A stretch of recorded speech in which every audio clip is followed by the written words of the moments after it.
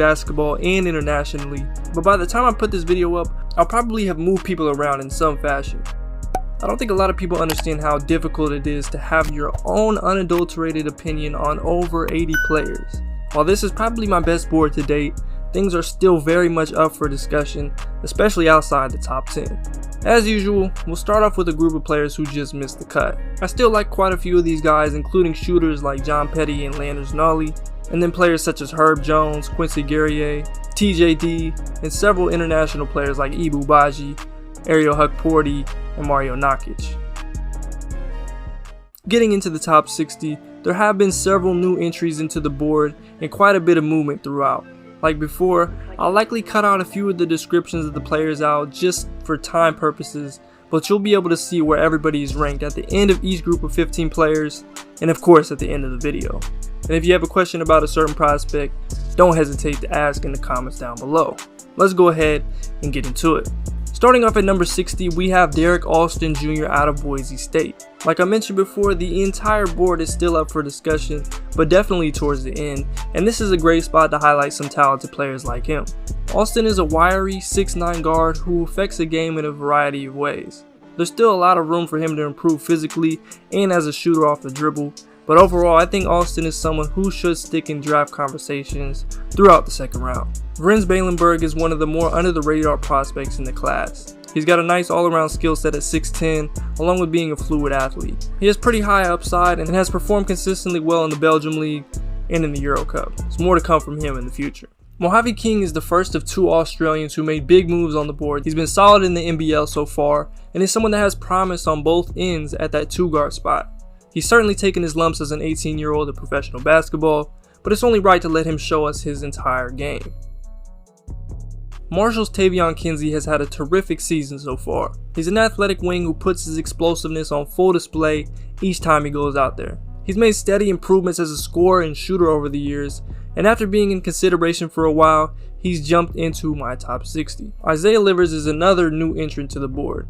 He's a knockdown shooter and brings a transferable skill set to the table. He's smart, makes few mistakes, and has gotten really hot from deep lately. I like his game, and he's someone that every team in the league would gladly add to their roster. Pepperdine's Kessler Edwards is a member of a really fun group of big forwards in this draft class.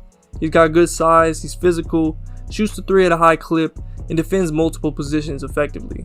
He's easily in that top 40 mix with legitimate late first round potential. Mamu is undoubtedly one of the most entertaining players in college basketball. He can handle it, is probably the best passing big in the class, and is a consistent threat to go out and score 20 points a game. But he's been one of the toughest players for me to rank so far, but I definitely like his game a lot more than maybe the 48 spot shows. Julian, the lesser known of the Champagny brothers, is an absolute problem at that 4th spot. He's exceptionally talented for his size and is leading the Big East in scoring, averaging nearly 20 a night. Unless they decide to go back and make a run for the first round next year, you should be seeing both of the Champagny brothers getting drafted this year. Finishing off this first section is Gonzaga's Joel Ayayi. Solid is a perfect adjective for him. He does a lot of dirty work for this Gonzaga team and serves as the perfect glue guy while being wildly efficient. He's a team player who moves exceptionally well without the ball and someone who has a good chance to stick in the league should he become a true knockdown shooter. Now let's take a quick look back at the first 15 players of the Big Board 2.0.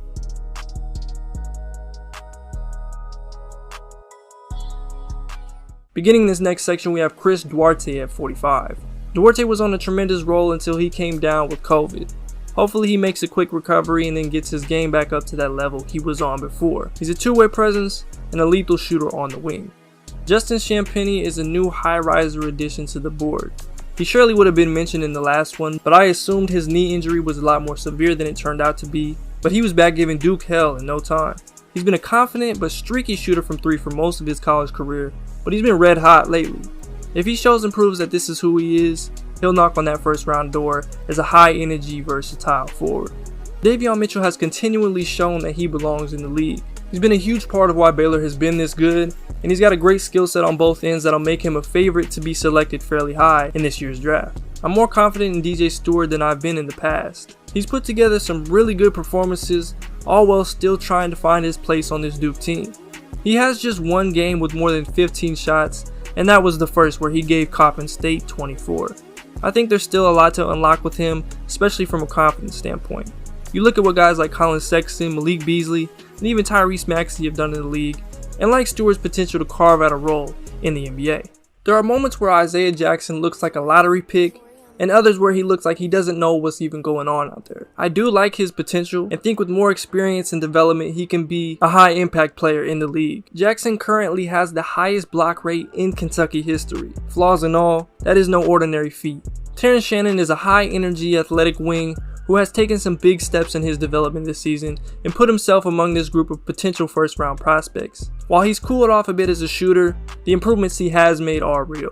Deshaun Nix will start playing games with the G League Ignite squad in about a week. He's one of the best playmakers in the class and has really good size. I've talked about it before, but this is basically a placeholder ranking until we get to see him go up against that high level competition. He definitely has the potential to move up significantly, and based on what I've seen previously, I doubt he falls outside the top 35. Like I mentioned in the last board, it is great to see Charles Bassey out there playing better than ever through the tough injuries. For context, I like him significantly more than I did Udoka Azubuike, and he went on to be a first round pick. Bassey is easily one of the best bigs in this class, and first round is a definite possibility for him. This would have been the perfect time to see what Terrence Clarke could do if it wasn't for that ankle injury.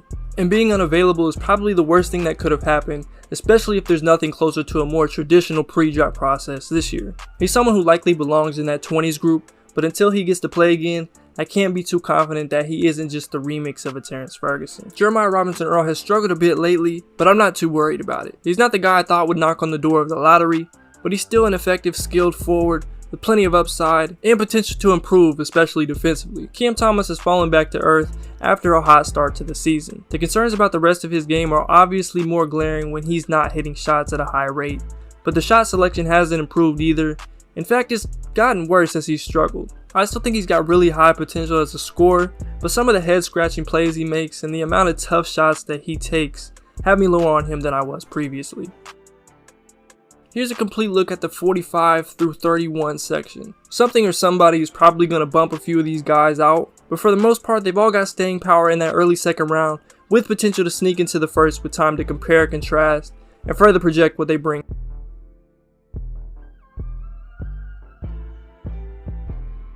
Beginning the new top 30, we have West Virginia's Deuce McBride.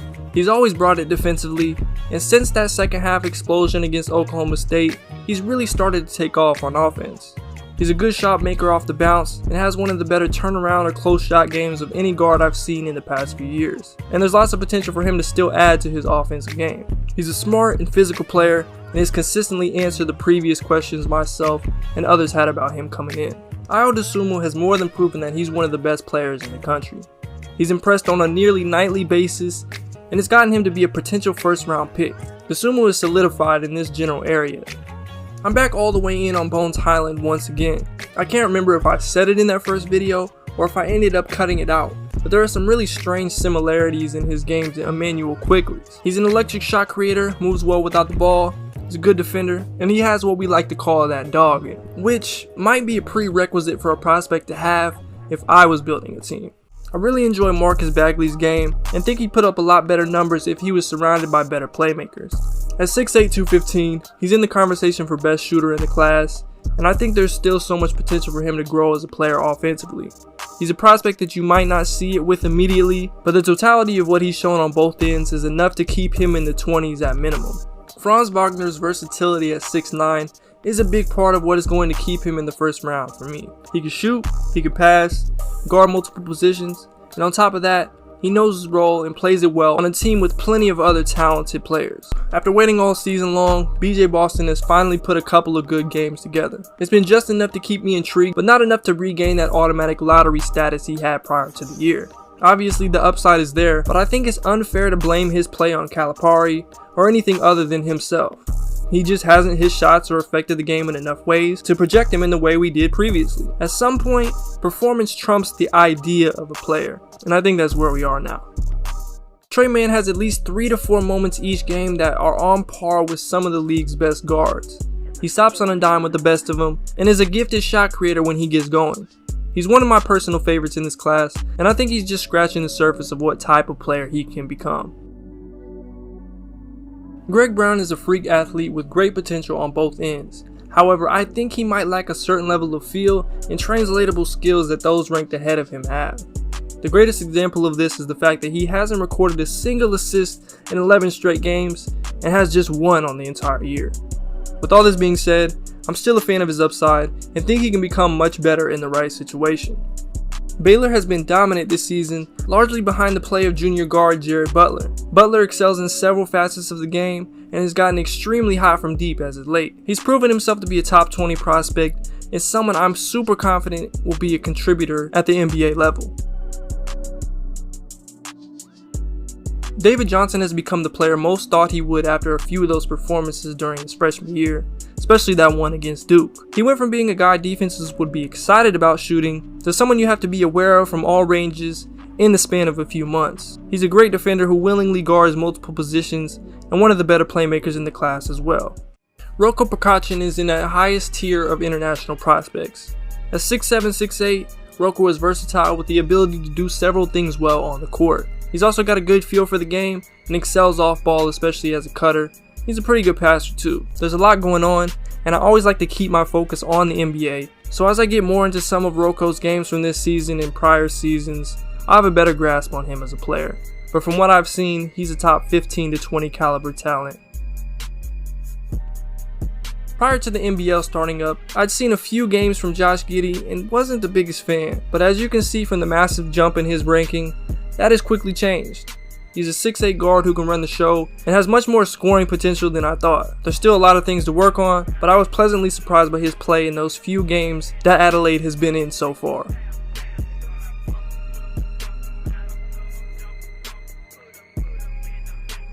I'd call Sharife the best playmaker in this class. He's extremely dynamic, has great vision, and just the skill it takes to make those one-handed passes with such touch is a true gift.